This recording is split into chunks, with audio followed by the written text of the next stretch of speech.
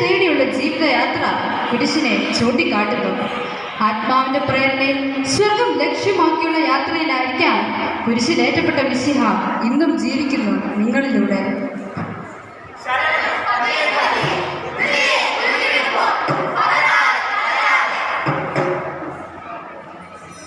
നോക്കൂ, മനുഷ്യന്റെ ജീവൻ മരണം എത്ര വേഗമാണ് പറഞ്ഞറിയിക്കാതെ ഓടിലേക്ക് ദിനമായി അകത്തു കിടക്കുന്നത്. ആർക്കും ഒന്ന് സങ്കല്പിക്കാനാവട്ടെ സന്തോഷത്തെ താറുമാറാക്കും കടലെ യാത്രയുടെ കാലമായി തീർന്നു ഒരു നിമിഷത്തിന്റെ വേഗതയിൽ.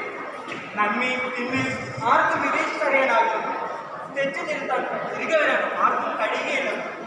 നന്മയില്ലാത്ത, സ്നേഹമില്ലാത്ത, കരുണയില്ലാത്ത മൂല്യശൂന്യയിൽ അകപ്പെട്ടു പോയ ലോകത്ത് ഇവിടെ മനുഷ്യജീവൻ ഇല്ല.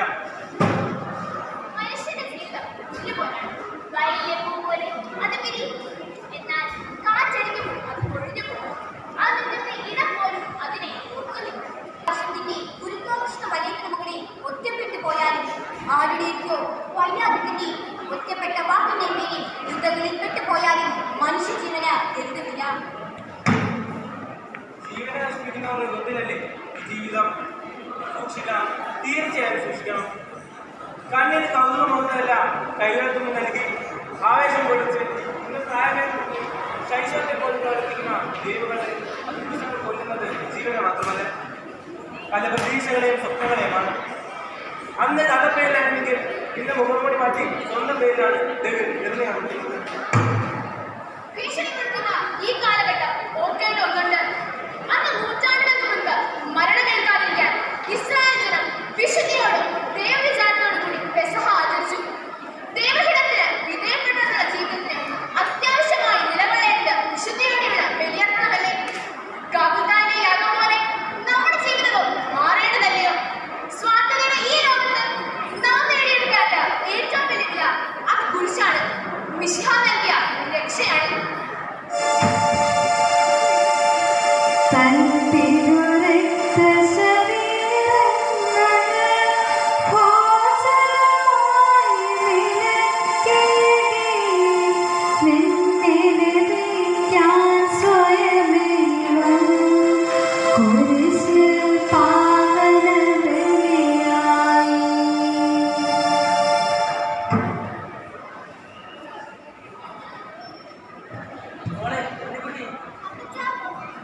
കുരിശിൽ നിന്ന് ലഭിച്ച രക്ഷയാണ് ഓരോ ക്രിസ്തവന്റെ ബലവും ശക്തിയും. കാൽവരിയാഗമായി മാറേണ്ടതാണ് ഓരോ ജീവിതവും. എത്രയെത്ര അനുഭവങ്ങൾ, എത്രയെത്ര സഹനങ്ങൾ എല്ലാം ഇന്ന് തിരിഞ്ഞു നോക്കുമ്പോൾ ദൈവമേ ഈ കാരണമാക്കിയും ഈ ചെയ്ത നാടുകൾക്ക് നന്ദി. മോളെ അതിക്കുട്ടി, നീ ബൈബിളൊക്കെ വായിച്ചേ.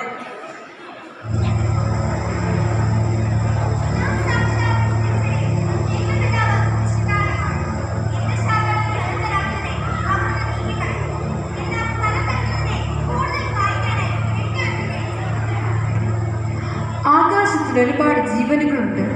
മിന്നിത്തിളങ്ങുന്ന നക്ഷത്രങ്ങളും ചന്ദ്രനും താരകങ്ങളും മാത്രമല്ല, അതിൽ സ്വപ്നം കാണുന്ന പലരും അതിൽ ജീവിക്കുന്നവരാണ്.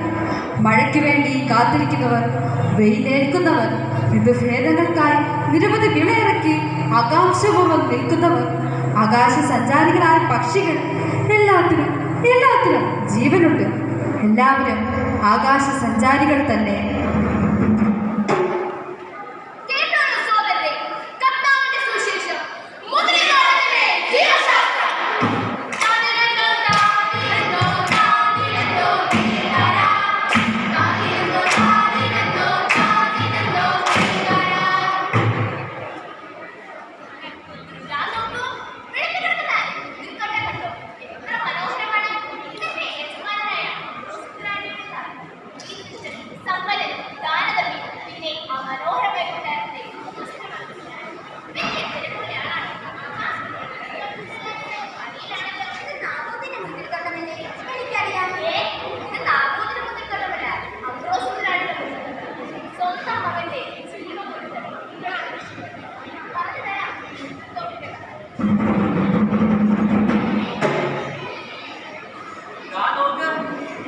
ഈ ഇലകൾ കണ്ടോ?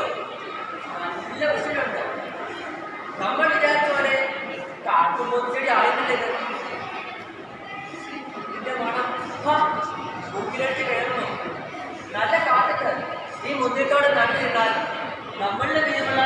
മുന്തിരിച്ചാറ് മടക്കി. അതെ അതെ, ഈ മുന്തിരിത്തോട്ടത്തിന്റെ പല കുറെ പ്രശസ്തി നേടും.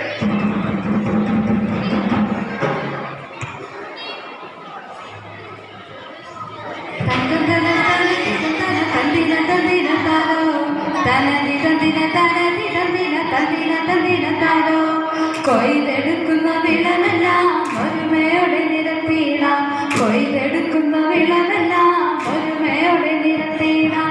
തനതി തന്തിന തനതി തന്തിന തന്തിന തന്തിന താരോ, തനതി തന്തിന തനതി തന്തിന തന്തിന തന്തിന താരോ. മുന്തിരിത്തോട്ടം ആകെയപ്പോൾ ഇത് മനോഹരമാണ്. ആ, ഇത് മാന്ത്രികമാണിത്. ഇത് മണ്ണിന്റെ ഗുണമോ അതോ ഇതിന്റെ സത്വം?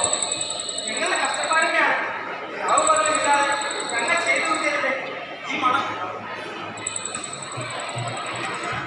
പക്ഷേ ആ മുയിൽ വഴുതിപ്പോയി. ഈ മണ്ണ് വളക്കൂറുള്ള മണ്ണ്, ഇതിലെന്ത് നട്ടാലും കുഞ്ഞുവിളയിക്കും. അതാണ് ഈ മണ്ണിന്റെ പ്രത്യേകത. നേരെ കുറെ ഞാനൊന്ന് വിശ്രമിക്കട്ടെ.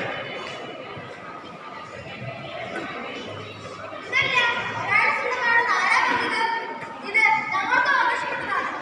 ഈ ഭൂമി എല്ലാ ജീവജാലങ്ങളുമാണ്. ഇത് എനിക്കും ആവശ്യപ്പെട്ടതാണ്, എന്റേതുമാണ്.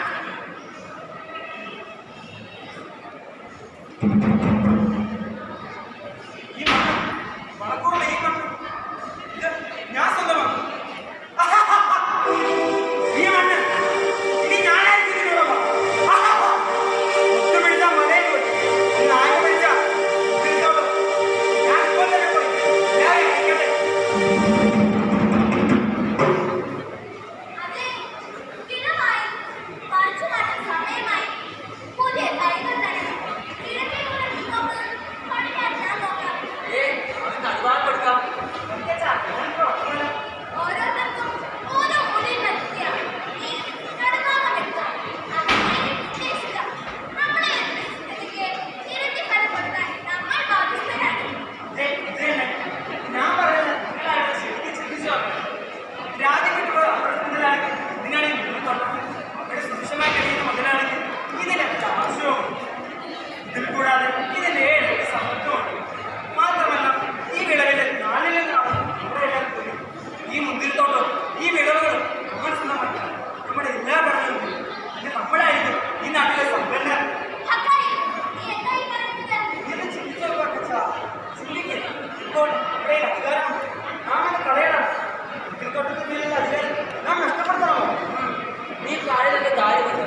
ഇപ്പോൾ ഈ മുന്തിരിത്തോട്ടമില്ലാതെ ജീവിക്കാനാകാത്ത അവസ്ഥയാണ് നമുക്കുള്ളത്.